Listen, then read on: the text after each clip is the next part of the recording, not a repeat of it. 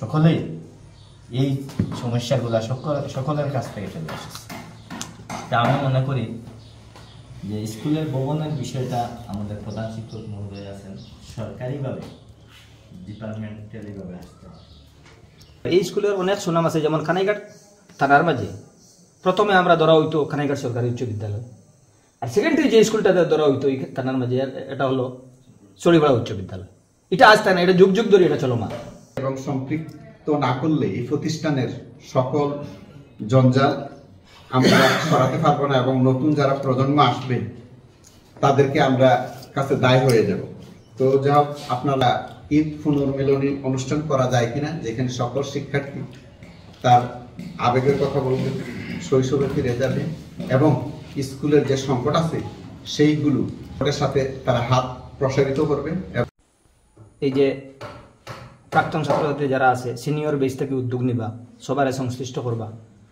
একটা ফরম্যাট ছাড়া কেউর কাছে আপনি যেতে পারতেন, আর গেলেও আপনি কিন্তু খালি হাতে ফেরত আইবা। একটা ফরম্যাট রেডি করতে, যে ওই ফরম্যাটে আমরা যদি রাস্তাত বারোই মানুষের দ্বারে দ্বারে যাই, ইনশাল্লাহ কেউ আমরা খালি হাতে ফেরত দিত না। আমরা তো আসি, যতটুকু আমরা সহযোগিতা যে আন্দোলন প্রাণ দিয়ে আমরা চেষ্টা করবো যাইব। আর স্কুলের অবকাঠামোগত যেটা যে হারানো আমরা ঐতিহ্য যেটা ফেরত আনার, এই স্কুলের অনেক সুনাম আছে, যেমন খানাইঘাট থানার মাঝে প্রথমে আমরা ধরা হইতো খানাইঘাট সরকারি উচ্চ বিদ্যালয়, আর সেকেন্ডারি যে স্কুলটাতে ধরা হইতো এই থানার মাঝে এটা হলো চড়িপাড়া উচ্চ বিদ্যালয়। এটা আজ তাই না, এটা যুগ যুগ ধরে এটা চলমান। আমি আজকে আগে দেখলাম, আমি কিন্তু দীর্ঘ 18-20 বছর ধরে স্কুলে আছি।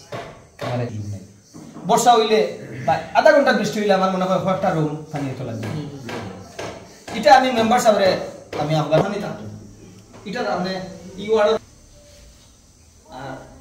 স্কুলের যে একাডেমিক যে দুর্বলতা, যেটা অতীতে আমরা শিক্ষক শুনছি হয়েছেন যে 1100-1200 ছাত্রছাত্রী আসেন, আর এখন আসেন 500-600। কোনো টিচার বলে এইভাবে শ্রম দিন না, এই স্কুলের শিক্ষক বলে এমন শ্রম দিন, কিন্তু আমরা দেখেছি যে ত্রুটি বিচ্যুতি থাকতে পারে, গ্যাপ থাকতে পারে। এটা ইনশাল্লাহ আন্তরিক মনে চললে নিরসন হইব ইনশাল্লাহ। আর জায়গার যে সমস্যাটা হয়েছেন আমার মেম্বার সাহেব সাদেক ভাই, আমি শুক্রিয়া দেওয়া যতটুকু পাইছি। আপনার একটা বিল্ডিং একটা স্কুল পুরোপুরি নষ্ট হওয়ার হতে আছে, যে এটা ক্যাম্পাস নাই বললেই ছিল। ইনশাল্লাহ এই সবই আন্তরিক স্কুলের স্বার্থে আপনারা সবাই ঐক্যমত্যভাবে আগ্রহ আমার দিবা ইনশাল্লাহ। আপনার সাথে যে যেখানে ডাকবা, আমি এক বিন্দু পিছনে যেতাম না, আমি আপনার কথা দিয়ে গেলাম।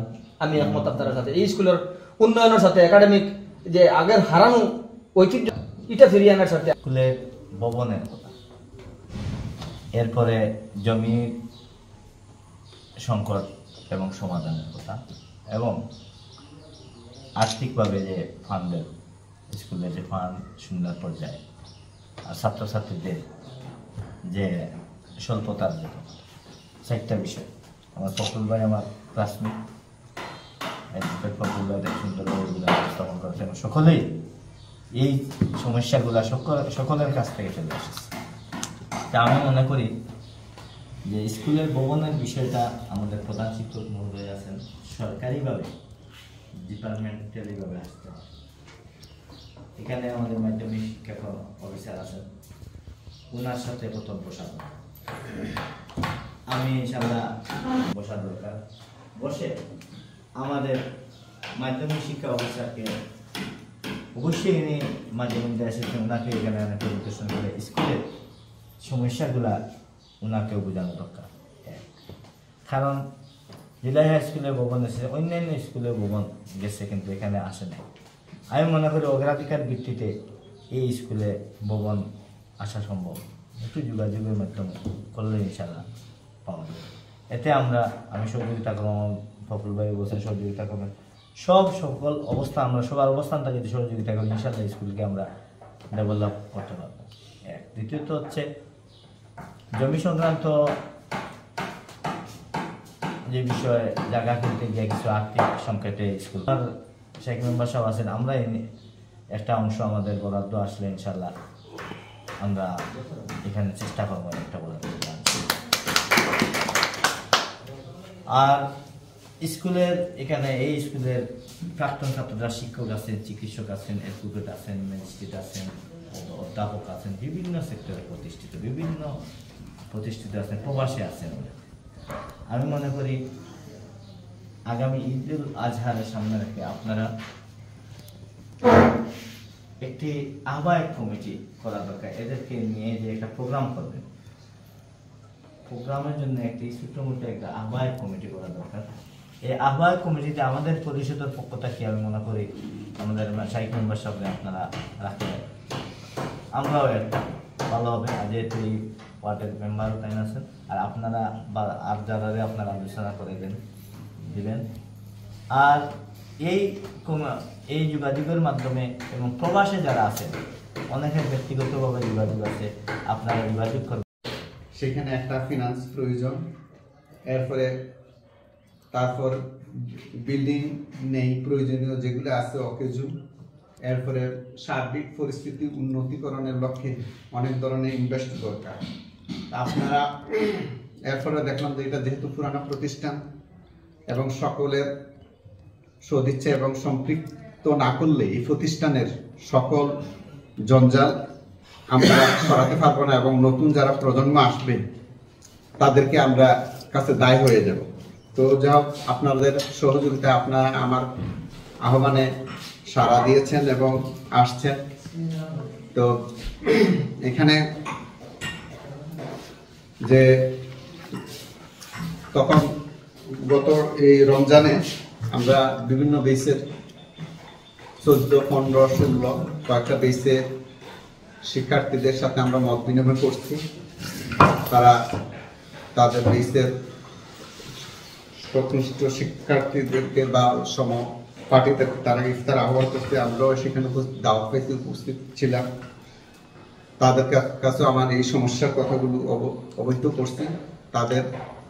তারা আমার কথাগুলো মনোযোগ দিয়ে শ্রবণ করছে এবং শুনছে এবং তাদের সাথে আলোচনা ক্রমে একটা পরামর্শ দিছে যে আপনি এই স্কুলের এই সমস্যা থেকে সংকট মোকাবেলা এবং উত্তরণের জন্য আপনি সকল বেসের শিক্ষার্থীদেরকে নিয়ে একটা ঈদ পুনর্মিলনী অনুষ্ঠান করা যায় কিনা, যেখানে সকল শিক্ষার্থী তার আবেগের কথা বলবে, শৈশবে ফিরে যাবে এবং স্কুলের যে সংকট আছে সেইগুলো তারা এই সংকটের সাথে তারা হাত প্রসারিত করবে। তো একটা হচ্ছে এই পুনর্মিলন অনুষ্ঠানের মাধ্যমে, যেহেতু তার স্কুলের এত 55 বছর অতিক্রম করছে, সেই হিসাবে এখানে কোনো পুনর্মিলন অনুষ্ঠান হয় নাই, সেটার একটা তাগিদ অনুভব করছি। সেই তাগিদটা অনুভব করার সাথে সাথে যেহেতু সকল মানুষকে এই স্কুলের সমস্যা অবহিতকরণের মাধ্যমে স্কুলের সংকট উত্তরণ করা সম্ভব, তাহলে উত্তরণ এবং এই পরামর্শ সভায় আমরা যাতে ব্যর্থ না হয়, বাধা থাকবেই, কিন্তু এরপর আমি নিরাশ নই। যদি কোনোভাবে যদি এটা নাও হয় তাও আমরা নিরাশ নই, আমরা এগিয়ে যাব ইনশাল্লাহ। কোনো একবার, দুইবার, তিনবার, 5 বার, যতবার আমার প্রচেষ্টা লাগে আমরা ভেঙে পড়বো না ইনশাল্লাহ। আমার এই মেসেজ আমরা একবার, দুইবার, তিনবার প্রচেষ্টা নিলে একবার সফল হব। তো এই নিরিখে যাতে আমরা সফল হতে পারি এবং স্কুলের সংকটগুলো মোকাবেলা করতে পারি, বিশেষ করে যে জায়গার ব্যাপারে আমরা নতুন ক্রয় করেছি, স্কুলের তহবিল প্রয়োজন, শিক্ষকদের বেতন দিতে পারি না এবং স্কুলের ভৌত কাঠামো আপনারা এই স্কুল থেকে যে সমস্ত শিক্ষার্থী বেরিয়ে গেছে, অনেক শিক্ষার্থী এই বিদ্যালয়ে উপহার দিয়েছে।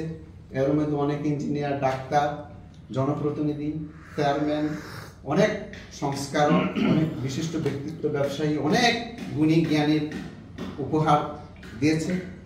এই ক্রান্তিকালে আমি সকল শ্রেণী মানুষের সহযোগিতা কামনা করি এবং এই উত্তরণ থেকে কিভাবে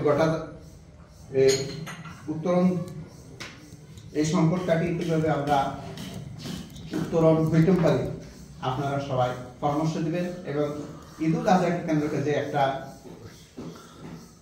ঈদ পুনর্মিলনীর আমরা সবার পরামর্শ একটা প্রস্তাব পাইছি, এই প্রস্তাবটাকে কিভাবে কার্যকরী করা যায় সেটা আলোকে আপনারা পরামর্শ এবং বুদ্ধি দিবেন। আমরা সেই দিকে ইনশাল্লাহ আমার যতটুকু আছে আমি আমার কাজ করব এবং আপনাদের সবাইকে নিয়ে কাজ করব।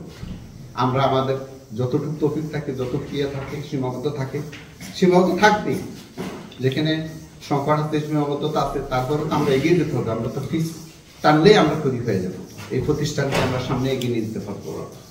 যাক, এই আমার এই বক্তব্যটুকু আপনার সামনে উপস্থাপন করলাম এবং আপনার কাছ থেকে আমি গঠনমূলক একটা দিক নির্দেশনা যাতে পেতে পারি এবং সামনে আপনার মতামত নিয়ে আমি আমার কাজগুলো বাস্তবায়নে যেতে পারি সেই আশা রেখে আমি আমার সংক্ষিপ্ত বক্তব্য এখানে শেষ করলাম।